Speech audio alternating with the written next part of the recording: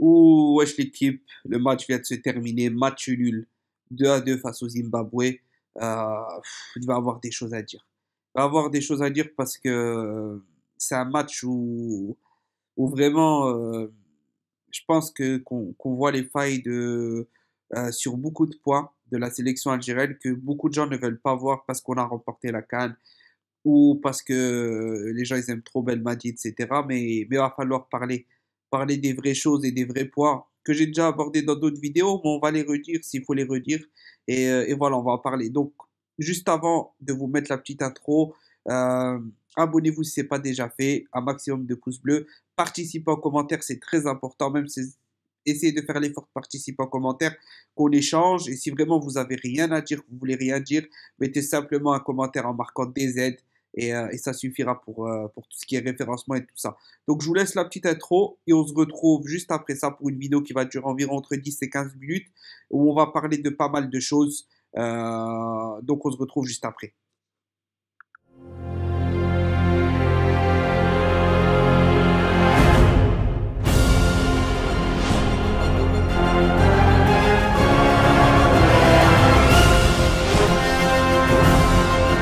Jack pour tenter sa chance de but. Oh, le premier.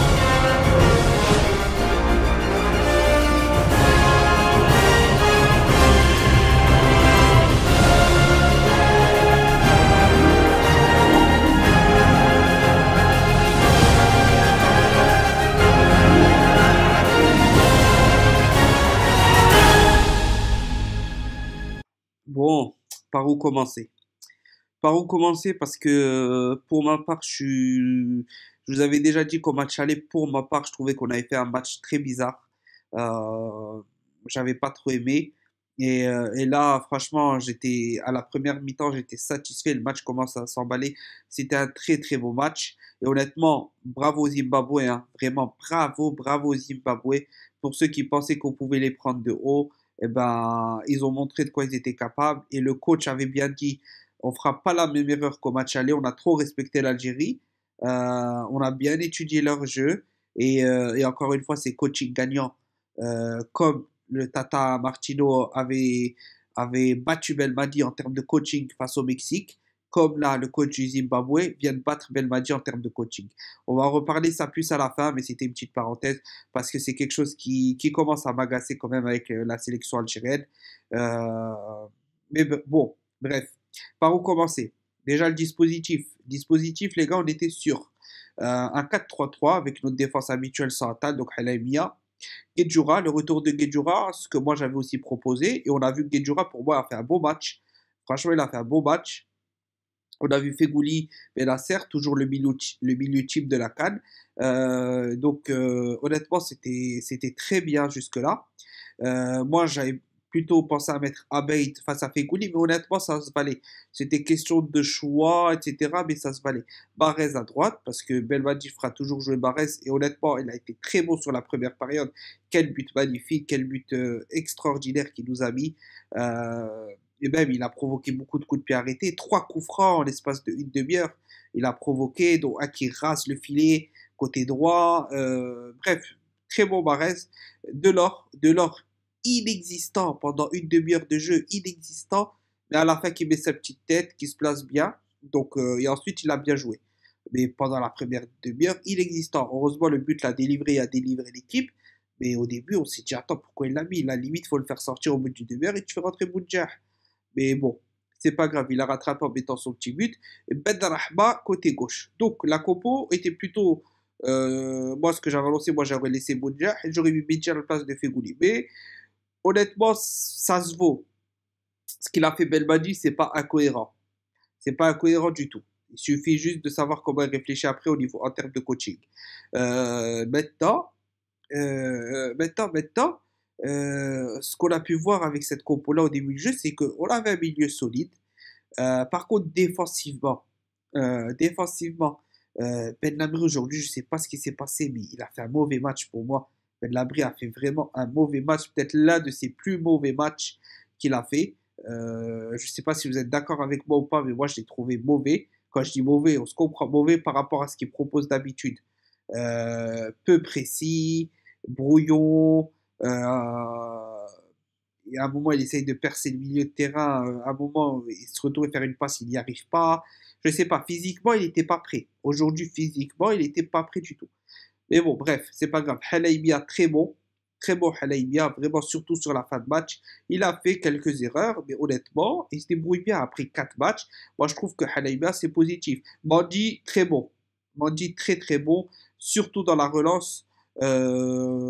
Très précis, très costaud. Voilà, quelques touches un peu brouillonnes, on va dire, mais ça va. Bailly toujours fidèle à lui-même, très très bon Bailly. Au milieu de terrain, Guedjoura excellent, Fegouli excellent, Benasser très bon, également très bon. Les Zimbabwe a proposé vraiment un beau jeu, beaucoup d'intensité, ils sont allés au duel. Honnêtement, ça a bien joué de la part du Zimbabwe, ça a très très très très bien joué. Ensuite, au niveau de devant, bah, comme j'ai dit, Ben Rahma a quasi rien proposé de oufissime, à part son excellente vision de jeu sur la passe du but de Riyad Mahrez. Sinon, Ben Rahma, c'était un peu en dessous, j'ai trouvé. Je pense qu'on est tous d'accord sur ça. Il n'a rien apporté. Physique trop frêle pour l'Afrique à ce niveau-là. Dans ces conditions-là, peut-être c'est plus quelqu'un qui doit jouer à domicile qu'à l'extérieur, selon moi. Et Delors, comme j'ai dit, bah, très bon match à partir de son but, en fait. Sinon, avant ça, c'était inexistant. Donc, jusque-là, ça va. On ressort avec un 2-1 à la première période. Donc, deux buts, 2-0. But de Delors, boulet de canon de la tête. Et Barès qui met son petit but spectaculaire, magnifique, sensationnel, tout ce que vous voulez. C'était très, très, très, très bien joué. Maintenant, le coup franc. Déjà, un des coups francs où Bolhi la sort et ça touche la barre. C'était déjà très dangereux et quelques minutes après, il y a un joueur du Zimbabwe qui met un coup franc dans la Lulu et honnêtement, il n'y a rien à dire. Chapeau le Zimbabwe, première mi-temps 2-1, match quasi à égalité. Et là, on rentre en seconde période et en seconde période, sincèrement, les gars, on s'est fait bouffer par le Zimbabwe.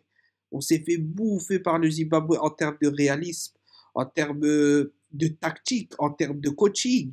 Encore une fois, Belmadi, je l'ai déjà dit dans une vidéo précédente face au Mexique, je l'avais déjà dit à la CAN, Belmadi a ses limites, notamment en termes de coaching. Notamment en termes de coaching, je l'ai dit à la CAN, les vidéos sont là, vous pouvez voir, j'ai fait une analyse Tata Martino vs Belmadi sur le coaching gagnant, j'ai expliqué que Tata Martino, il a fait rentrer un joueur, c'est ce joueur-là qui a marqué. Aujourd'hui, le coach du Zimbabwe a fait rentrer un joueur, premier touché de balle, il me semble, au deuxième, c'est lui qui marque. Ça, c'est du coaching. C'est comme Zidane au Real. Quand il te fait rentrer des joueurs, les joueurs, ils marquent après, ils font la passe D. Citez-moi un seul coaching gagnant de Belmadi depuis qu'il est là. Depuis la CAN, citez-moi un seul coaching gagnant de Belmadi qui a fait qu'il a rattrapé un match où on était dominé, ou etc., etc. Il n'y en a pas. Il n'y en a pas. Il n'y a pas de coaching gagnant de la part de Belmadi. Belmadi, il crée une équipe, il crée un groupe, il crée une âme. Sur ça, il n'y a aucun problème avec ce point-là. C'est un très beau coach, on le respecte, on aime bien, on veut qu'il reste. J'ai rien contre Belmadi, au contraire. Moi, je voulais qu'il vienne prendre la sélection à l'époque, et je veux qu'il reste, et je veux qu'il reste longtemps même. Mais au bout d'un moment, il faut voir la réalité des choses. Il est limité en termes de coaching.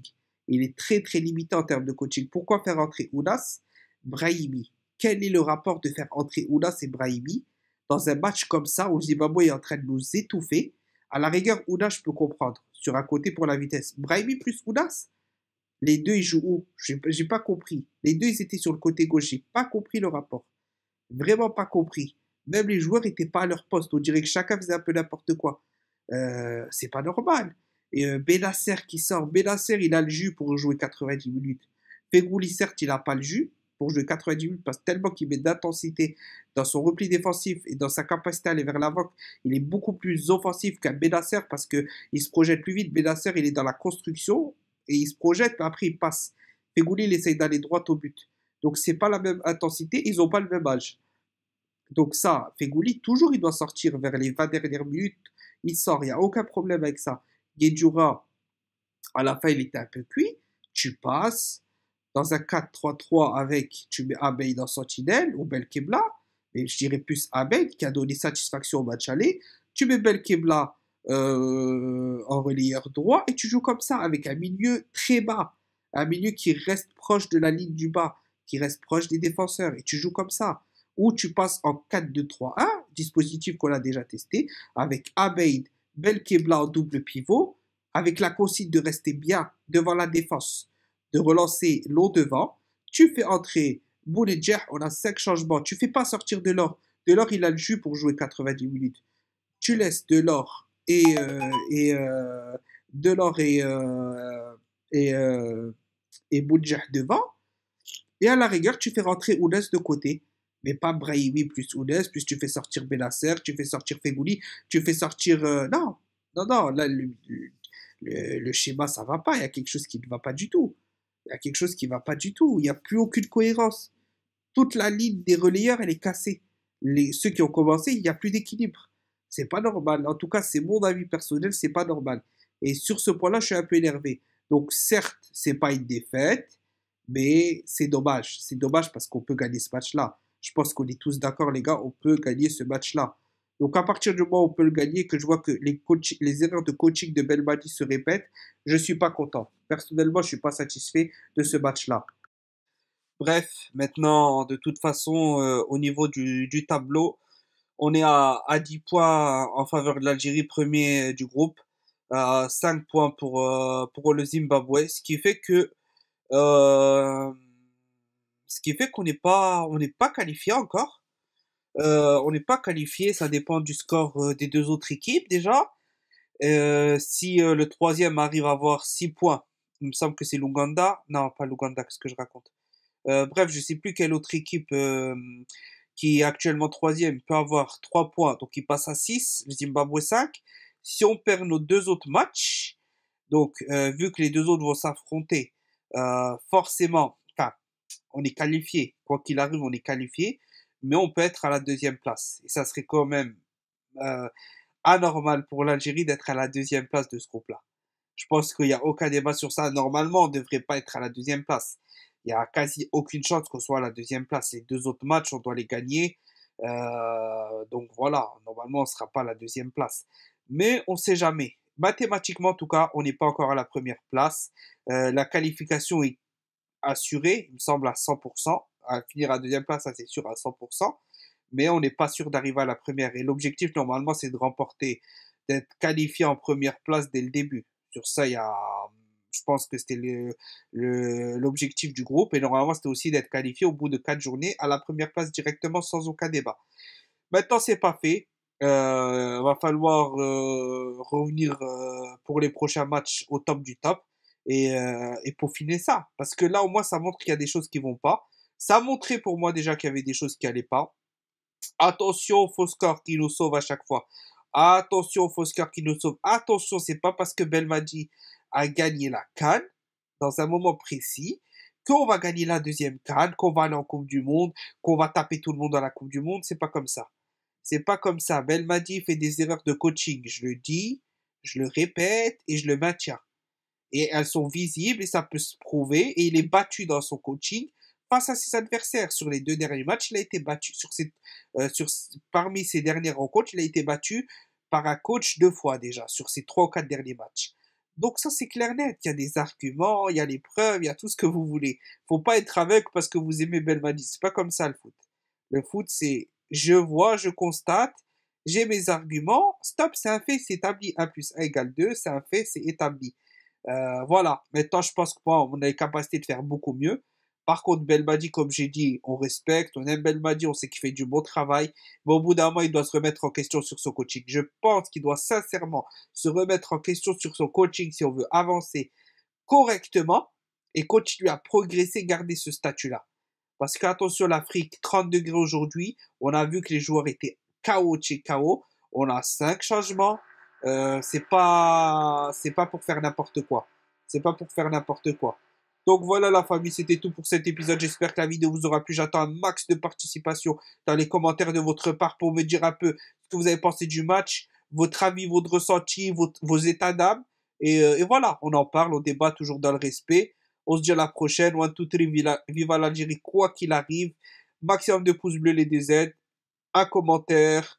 Et voilà, on se dit à la prochaine. Ce soir, vidéo sur pour parler un peu de la Coupe du Monde 2022 qui arrive et de la CAN 2022 qui arrive, et sur justement les joueurs et le coaching de Belmadi. C'est une vidéo qui arrive ce soir, au maximum demain, mais je pense ce soir. On se retrouve bientôt alors. Allez, ciao.